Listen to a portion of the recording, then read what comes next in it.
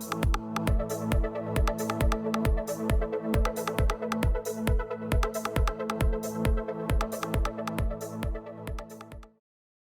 we have seen in the marketing plan and how social media should be integrated into the social media marketing plan. And so we will talk now about how you select the consumer. Traditionally, doing segmentation. It's a basic concept in marketing.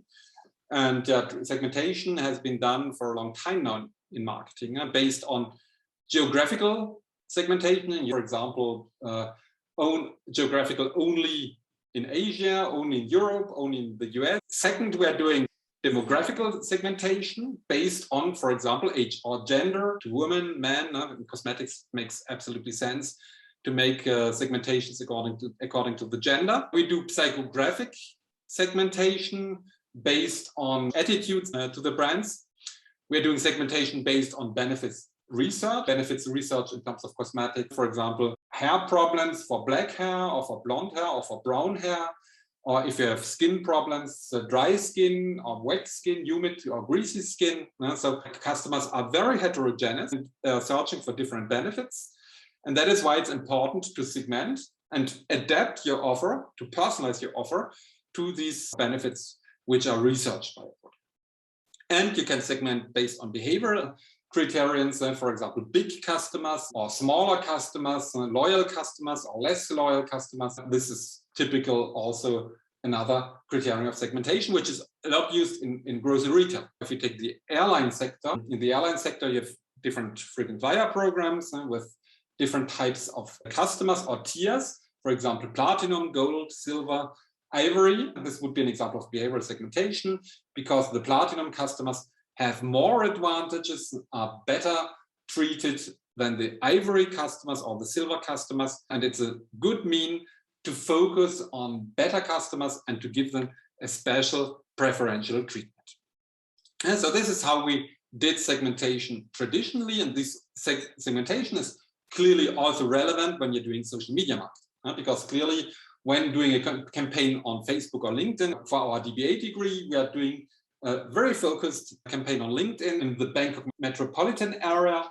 And so only people living in Bangkok and a little bit outside of Bangkok are targeted. Living in Saigon, living in Hanoi. So this is an example of geographic segmentation. Demographic segmentation means we use the criterion that people should have an MBA or any other master's degree and should have more than 5 years professional experience in a firm. We don't use psychographic segmentation because it does not make really sense, but we segment on the benefits research. That is, managers are doing doctoral degrees based on different benefits. First of all, they want to increase knowledge. Second, for status, because having a doctoral degree gives them status in their social context and environment. Third, professional progression, because the doctor degree will give them the possibility to achieve high top management positions based on the prestige and the knowledge they gather through the doctor degree. These are the basis of segmentation we use and can be clearly applied also for social media campaigns.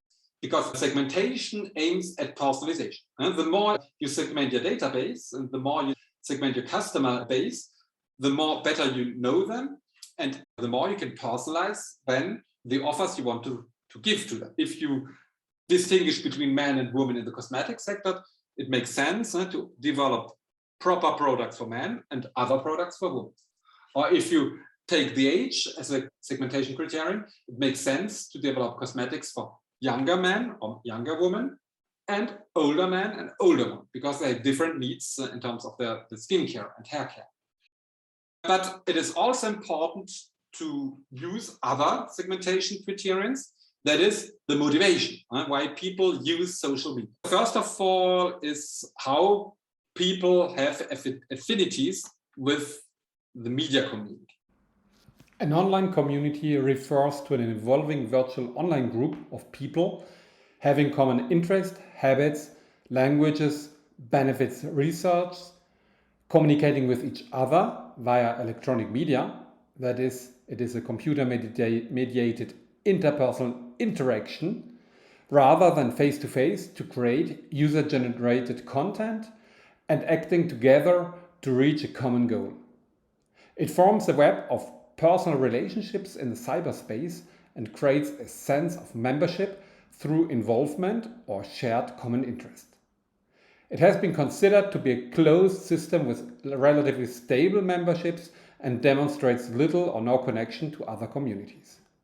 So a supplementary segmentation criterion in social media is the affinity with the community and the associated interest, habits, and benefits researched. That's why it makes sense to create fan groups, because people who come into your fan group, they have an affinity with your brand and subsequently also with the community. But people are also searching for utilitarian benefits. Utilitarian benefits are those benefits derived from the utility of a product or a service. Principally, they refer to economics, saving, quality, information, convenience, as these help the consumer to increase the utility of acquisition, directly derived from the purchase or consumption, and the efficiency of the purchase experience. In technology acceptance models, utilitarian benefits also refers to increased performance and efficiency. So applied to social media, the utilitarian benefits are the increase of information that customers or users get. For example, find information about good deals or information about a brand. It could be also increased efficiency through quicker finding of information or quicker decision making. So it makes sense to advertise economical benefits, such as discounts, but also information. That is, people are searching for information about the brand or the products they want to buy. But people are searching also for relationships. Well, social relationships, also called social capital, is very important when we engage in social media. That's why brands should also advertise relationships they can create. And you can distinguish between two types of social capital: social bridging and social bonding capital. Social bridging capital means that social media enables you to find new friends, to increase the number of friends you have on the social media, such as Facebook. And social bonding means social media enables you to create stronger links with existing friends. So the first one focuses on the number of friends, but not necessarily on the quality of the friends.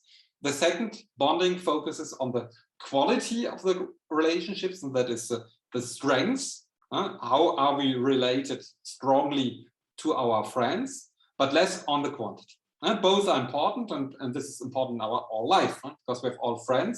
We have a lot of bridging social capital with loose relationships and not close relationships, and we have few social bonding capital with close friends, which are actually close to us, like our family or our best friend. And so also benefits or segmentation should be segmented according to the social capital of the relationships people are searching for. You might also put in front benefits or motives such as altruism. Altruism means that for some customers it's important to help others. So that is why a lot of retailers' loyalty programs are giving people the opportunity either to convert the points or the miles into merchandise, or for example, free flights at the airlines. But also some airlines or some retailers offer the possibility to convert the miles or the points into money that is offered to characters or to organizations to help other people. And for example, children, ill people or poor people. And this is also a motive that some customers have. And then it makes sense also to use this motives for segmentation. Applied to social media, altruism means that people on social media share, for example, knowledge and wisdom.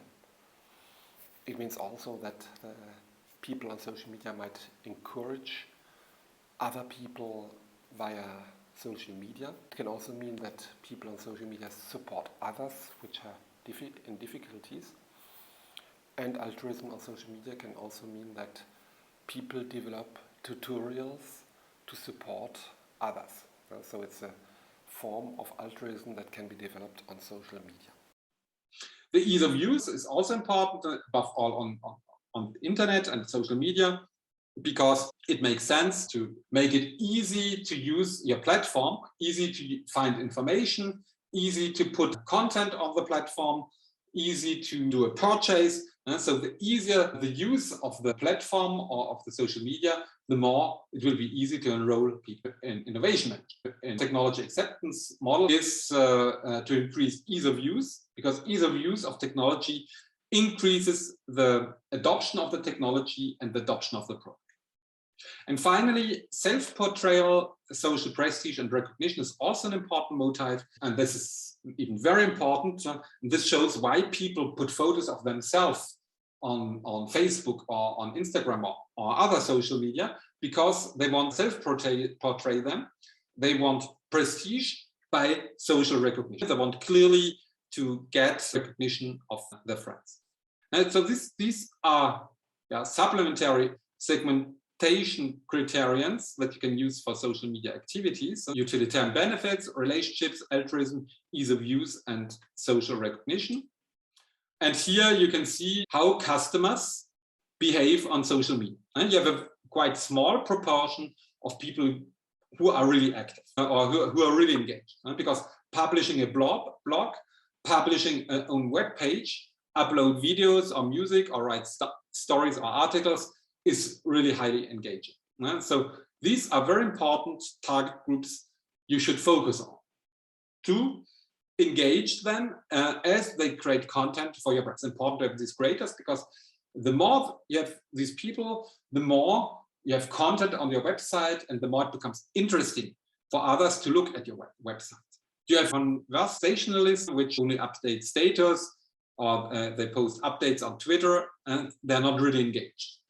You have critics who might have negative impact because they post ratings and reviews on products or services, or post comments. It's important that they're doing positive reviews and not negative reviews, because if they do negative reviews, this will decrease the purchase, because if you have only negative reviews, people won't buy your products. You have a large amount of people are only looking at what others are doing. They read blogs and they watch videos, but they don't contribute. And you have these inactive, also high amount of users. So what does this mean in terms of social media strategy? It's important to transform a lot of your users to actively becoming creators. How can you do that? It's always a question of motivation. If you give incentives, if you pay them, or if you give them gifts, or if you give them the opportunity to do, for example, to have self-portrayal and social recognition, you might transform spectators or inactives to creators. Because if you don't give incentives, if you don't have the motivation to act, you don't act. That is why it's important to think about engagement by giving incentives. We come back to the example of Decathlon for the diving mask, which was co-created by customers. Clearly the customers who co-create get money. They get social recognition. Some of them are also motivated by altruism. They want to help others. That's why it's important, in order to engage customers, find the adequate motivation, what they're searching for, so that they become active and upload videos and co-create content on your website or on social platforms.